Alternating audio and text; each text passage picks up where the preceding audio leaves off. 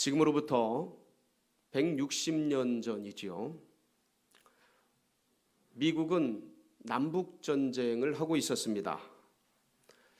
1861년부터 1865년까지 약 4년에 걸쳐서 전쟁을 치르고 있었는데 노예해방전쟁이었죠. 이때 북군의 총사령관이었던 사람이 링컨입니다. 그런데 개전 초기에 북군보다 남군이 전력이 강했습니다. 그래서 북군이 밀리기도 하고 또 전쟁 중에 좀 우세하기도 하였지만 또 밀리고 열세에 처하는 그런 경우들이 꽤 있었습니다. 이때도 북군이 밀리고 있었습니다. 링컨은 고민하면서 기도하고 있었습니다. 그때 링컨의 참모, 보좌관이 찾아와서 링컨 사령관에게 물었습니다. 사령관님, 저희 북군은 하나님을 믿는 사람들이 많지 않습니까? 그런데 왜 전쟁에서 열세에 처하고 밀리고 지고 있는 것입니까? 하나님은 북군의 하나님이 아니라 남군의 하나님이신가요? 이 질문을 받은 링컨 사령관이 그 보좌관에게 이렇게 얘기했습니다. 하나님이 북군의 하나님인지 남군의 하나님인지 북군 편인지 남군 편인지보다 더 중요한 게 있습니다. 그것은 내가 하나님 편에 있는가 하는 점입니다.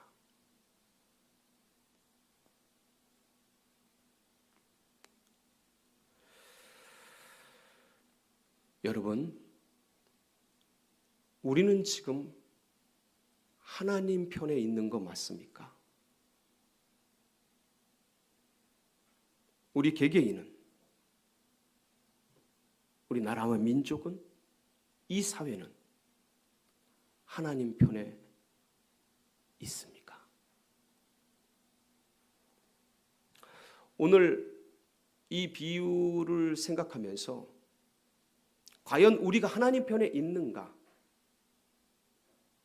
우리가 다시 한번 돌아보면서 그러면서 하나님이 함께 할 때에 어떤 역사가 일어나는가? 하나님이 함께 하려면 우리는 어떻게 살아가야 하는가에 대해서 오늘 이 이사야서 본문의 말씀을 가지고 함께 상고하면서 은혜 누리도록 하겠습니다. 오늘 말씀 이 이사야 41장 본문은 우리 성도님들에게 굉장히 잘 알려진 본문입니다. 두려워하지 말라. 내가 너와 함께함이니라. 놀라지 말라. 내가 네 하나님이 됨이니라.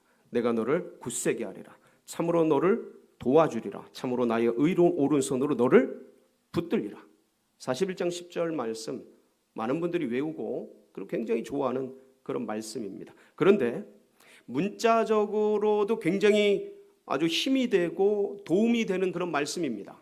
그런데 이 말씀 이면에 역사적 배경이 어떤 것이었는지, 이 당시에 이사야가 이 말씀을 예언적으로 할 때 도대체 어떤 일들이 일어났었는지, 그리고 과연 어떤 상태에서 이 말씀이 선포되고 있는지를 우리가 구체적으로 더 알면 이거는 어떤 피상적인 힘, 피상적인 믿음보다 더 깊은 세계 속에서 이 시대 코로나로 또 여러 가지 경제적으로 여러 가지 인생의 삶의 고난으로 인해서 어려움을 당한 우리들에게 보다 깊은 힘과 위로와 소망과 능력이 되는 그런 말씀이 될 것입니다. 이사야는 여호와는 구원이시다라는 뜻입니다. 이사야 선지자가 하나님께 부르심을 받을 때가 우시야 왕이 죽던 해입니다. 이사야서 6장에 소명기사가 나오죠. 우시야 왕이 죽던 해는 BC 739년으로 기록이 되어 있습니다. 그런데 이때 하나님께 부르심을 받아서 BC 680년까지 약 60여 년간 예언 활동을 하게 됩니다. 근데 이 오늘의 본문 말씀과 이사야가 예언을 하게 되는 역사적 배경과 국제적 배경이 오늘 말씀을 이해하는 데 굉장히 중요하고, 이 말씀은 지금 이 대한민국이 극동 아시아에서 처한 지금의 상황과 너무 더 유사해서 우리가 이것들 국제관계와 역사적 배경을 보다 알 때 심도 깊은 이해와 은혜가 될 것입니다. 우시야 왕이 죽고 요담 왕이 즉위를 하고, 그 다음에 아사랴 왕이 즉위를 하고, 그 다음에 히스기야와 므낫세까지 이렇게 지나가게 됩니다. 이 당시는 이 남유다와 북이스라엘이 굉장히 전성기에 있던 때입니다. 북이스라엘은 여로보암 2세가 다스리고 있었고, 남유다는 요담, 아까 말씀드렸듯이 히스기야까지 쭉 통치를 하고 있을 때입니다. 그런데 이 당시 이사야가 부르심을 받았던 BC 739년은 남유다와 북이스라엘 모두가 경제적으로 풍요로운 때였습니다. 잘 사는 때였어요. 아주 부강한 때였습니다. 그러니까 남부러울 것이 없었던 때예요.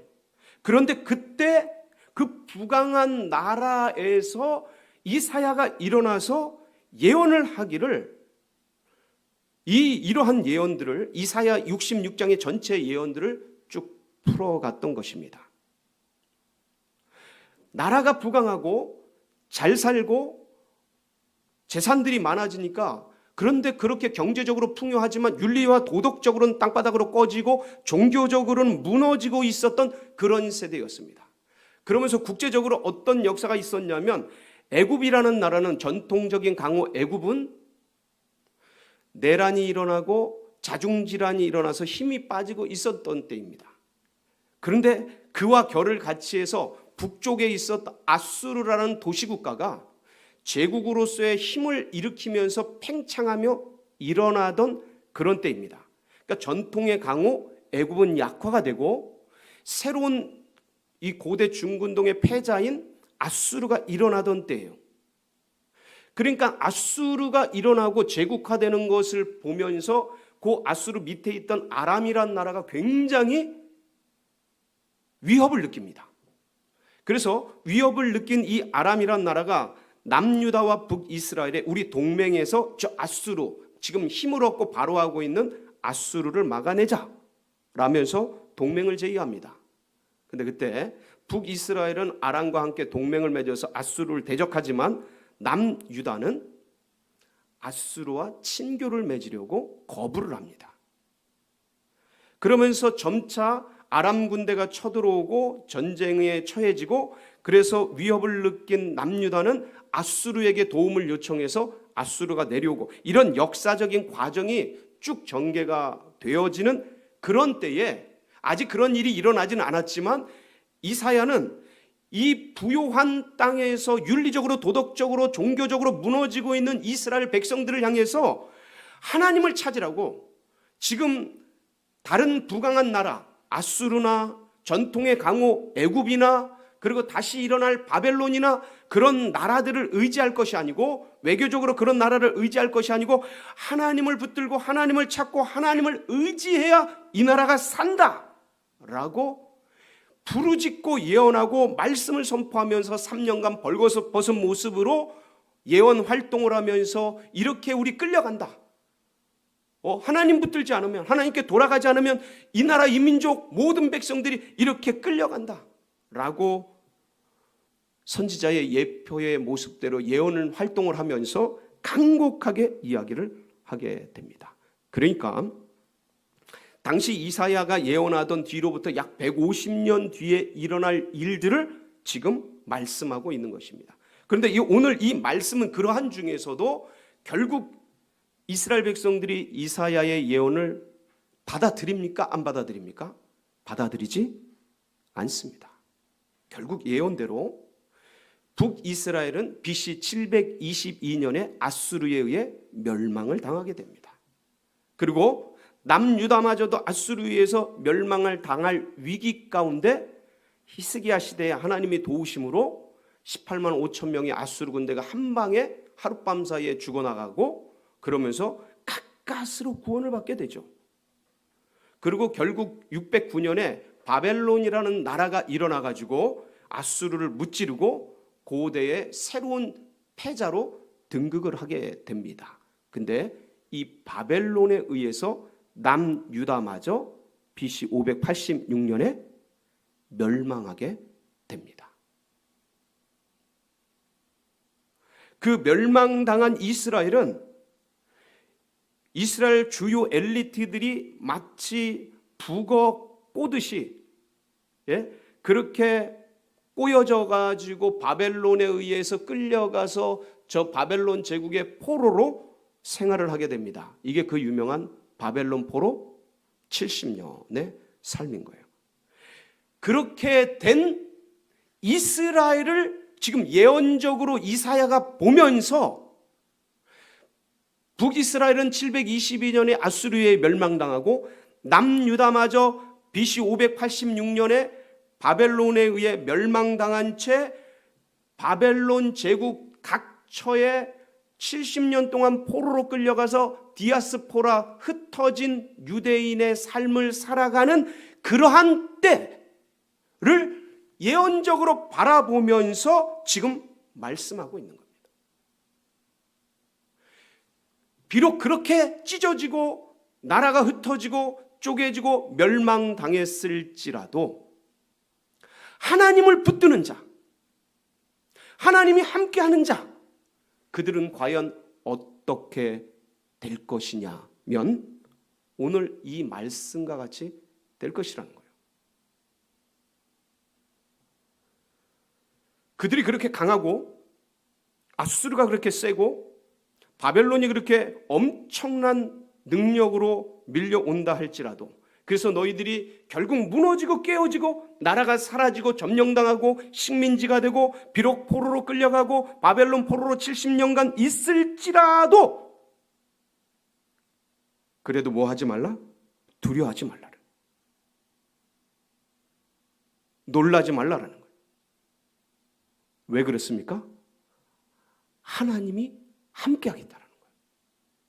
하나님이 붙들어 주겠다라는 거예요.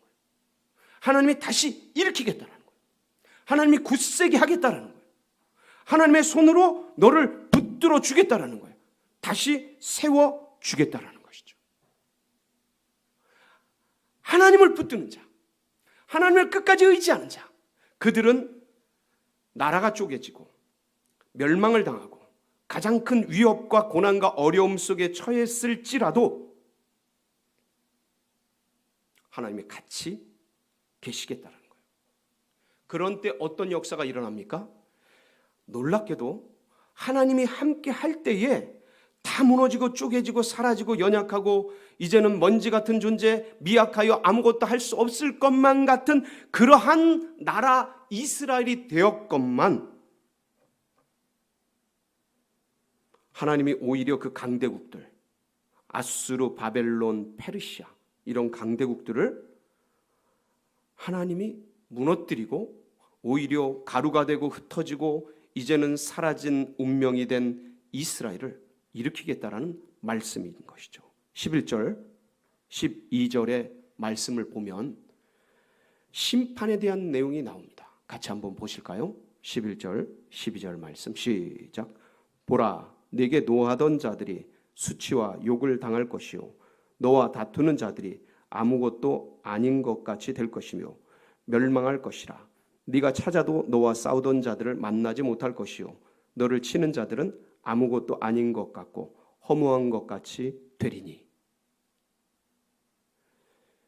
아수르가 북이스라엘을 쳤습니다. 바벨론이 남유다를 쳤습니다. 수많은 적들이 이 한 줌밖에 안 될 것 같은 이스라엘을 오랜 세월 동안 무너뜨리고 점령하고 식민지 삼고 그리고 이렇게 포로로 끌고 가고 흩어버리고 그랬습니다. 그런데 끝까지 하나님을 붙들면 오히려 사라지고 없어진 그 나라를 하나님은 다시 일으키고 그 한 줌밖에 안 되던 그 나라를 공격했던 그 수많은 제국들, 나라들을 어떻게 하겠다고요? 내게 노하던 자들이 수치와 욕을 당할 것이라. 너와 다투던 자들은, 너를 점령하던 자들은 아무것도 아닌 것 같이 멸망할 것이라는 거예요. 그들을 네가 찾아도 만나지 못하고 그들이 없어질 거라시라. 너를 쳤던 자들이 허무한 바람처럼 사라져버리고 역사 속에 없어질 것이라는 거예요.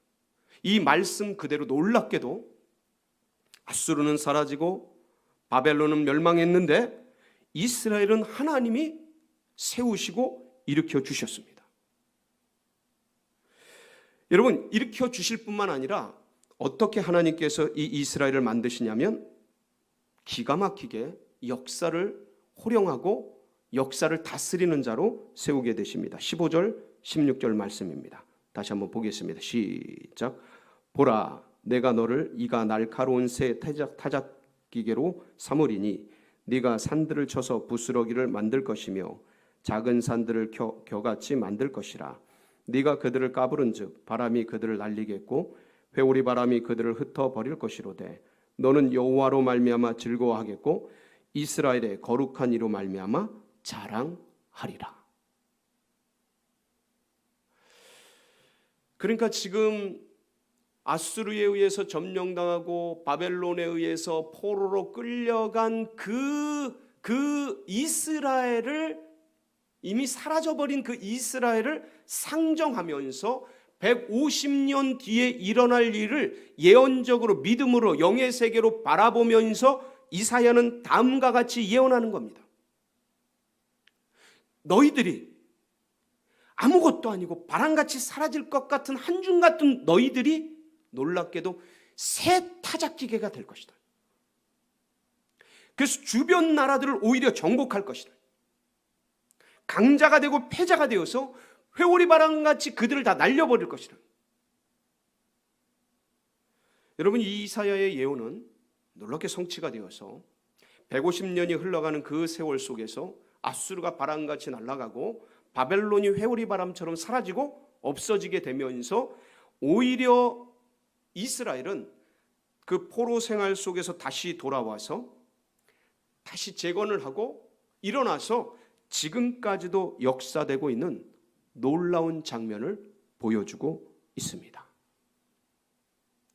사랑하는 성도 여러분,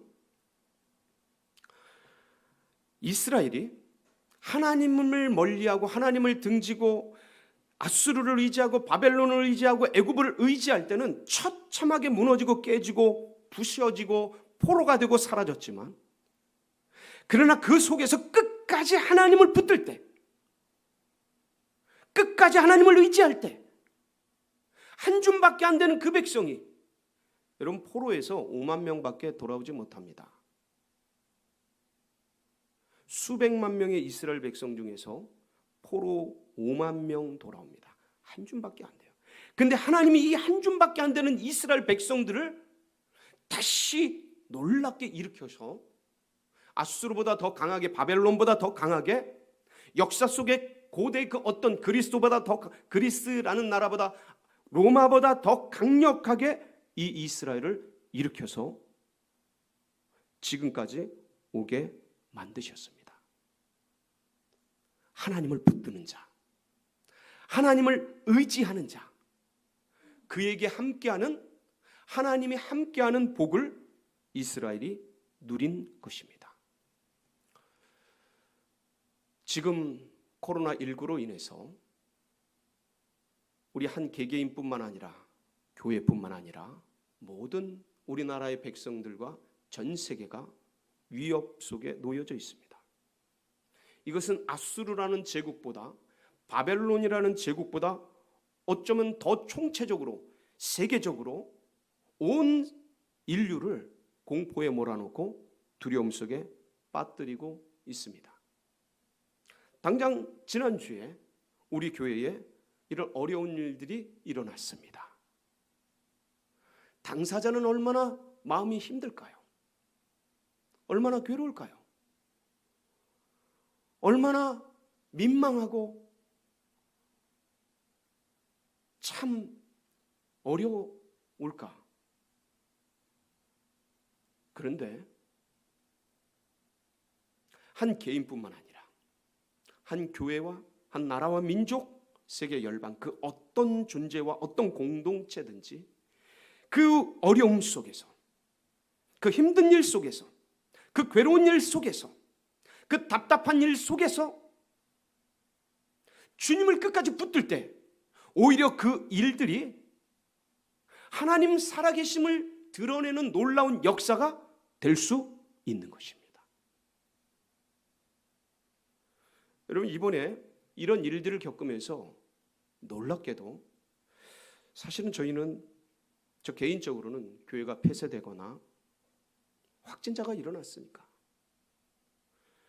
아니면 어떤 정부 당국의 어떤 조치나 이런 걸 통해서 교회에 어려움이 될 줄 생각하고 있었습니다. 그런데 너무 감사하게도 보건당국이 얘기하는 거예요. CCTV가 다 있고 촬영이 다 돼 있고 사진들이 다 찍혀 있지 않습니까? 그걸 보더니 당사자뿐만 아니라 모든 사람들이 다 마스크를 썼기 때문에 기본적으로 안전합니다. 그리고 저희들이 제출한 명부들이 다 있습니다. 그리고 그동안 우리가 어떻게 해왔는지, 방역을 어떻게 해왔는지 그런 모든 것들이 다 있어요. 이런 것들을 보더니 안전하고, 그리고 여기에 대해서는 행정당국의 다른 조치가 없을 겁니다. 원래 전수조사도 합니다. 전수조사라는 건 뭐냐면 그날 예배드렸던 1부건, 2부건, 3부건 예배드렸던 이 교회에 출입한 모든 사람들 다 코로나 검사를 받는 게 전수조사입니다. 엄청난 비용이 들어가고 엄청난 힘든 일들이 생기는 거죠. 그런데 그런 거 안 해도 된다는 겁니다. 너무 방역을 잘해왔기 때문에 안전하다라는 거예요. 난 보건당국에서 그런 얘기를 할 줄은 꿈에도 몰랐습니다. 근데 이 얘기를 들으면서 우리가 스스로 지금 2주간, 왜냐하면 간접 감염자도 있을 수 있고 무증상 그런 감염자도 생길 수 있기 때문에 우리가 스스로 조심해서 2주간 당회에서 모이지 않고 온라인 예배로 드리자고 결정을 했기 때문에 저희가 안 모이는 겁니다. 그리고 우리 성도님들 그 심리적인 충격도 있기 때문에 그런 걸 다 고려해서 저희끼리 아예 우리끼리 안 모이기로 결정을 한 겁니다. 정부 당국에서는, 보건 당국에서는 다시 예배 드리고 모여도 상관없다라고까지 얘기를 한 부분입니다. 생활해도 문제없다. 이게 무슨 말씀입니까? 어떤 한 사람의 고민과 아픔과 그 위협이 오히려 교회가 이렇게 안전하고 철저히 해왔다는 걸 드러내는 그런 일들이 돼버린 거예요. 그 굉장한 감사와 고마움과 우리 성도님들이 어려움에도 불구하고 매 예배마다 방역하고 마스크 다 쓰고 그리고 이렇게 왔던 이런 것들이 오히려 드러나게 되는 것 같아서 굉장히 고마운 겁니다. 감사한 겁니다. 오히려 은혜가 되는 겁니다. 오히려 역사가 되는 거예요. 그러니까 두려워할 필요가 없는 겁니다. 확진자든 안 된 분들이든 어려워할 필요가 없는 겁니다. 오히려 이럴 때일수록 더 두려워하고 놀라고 불안해하고 민망해하고 괴로워하고 이것이 아니라, 이야, 오히려 화가 변해서 뭐가 되는 거예요? 복이 되는구나. 하나님을 더 가까이 하는, 하나님을 더 붙드는 거예요. 여러분, 하나님은 누구와 함께 하십니까? 하나님이 누구 편이십니까? 하나님은 하나님을 가까이 하는 자를 가까이 하십니다. 하나님은 하나님을 존중히 여기는 자를 존중히 여기십니다. 하나님은 하나님을 사랑하는 자를 하나님이 사랑하십니다. 그러니까 하나님이 함께하는 자가 누구냐? 하나님과 함께하는 자가 하나님이 함께해 주십니다. 다시 한번 말씀드립니다. 하나님이 누구와 함께 하십니까? 하나님이 누구 편이십니까? 하나님 편인 자와 하나님이 함께 하시고, 하나님을 붙드는 자를 하나님이 붙들어 주시고, 하나님을 끝까지 의지하는 자를 하나님이 도와주십니다. 하나님의 택하심에는 후회하심이 없습니다. 하나님의 부르심에는 후회함이 없으신 것입니다. 사랑하는 성도 여러분, 우리가 코로나19뿐만 아니라 경제적으로 또 관계적으로 인생 자체에 있는 수많은 고난과 어려움 속에 우리가 처해져 있습니다. 누구와 함께 하십니까? 하나님이 고난당하는 자와 함께 하십니까? 축복받는 자와 함께 하십니까? 하나님은 하나님을 붙드는 자와 함께 하십니다. 이게 링컨이 고민했고 보다 더 중요하게 여겼던 부분입니다. 오늘 하루를 또 살아가고 이 한 주간을 살아가면서 내가 과연 하나님 편에 있는가? 이 나라 민족이 하나님 편에 붙들고 있는가? 이 세계 열방이 하나님을 붙들고 있는가? 하나님 편에 섰는가? 다시 한번 고민하면서 아무리 바쁘고 아무리 힘들고 아무리 분주해도 스스로 하나님 붙들고 하나님 앞에 나아가며 하나님 앞에 승리하는 그런 복된 성도님들이 다 되시기를 주의 이름으로 축원합니다. 같이 기도드리겠습니다.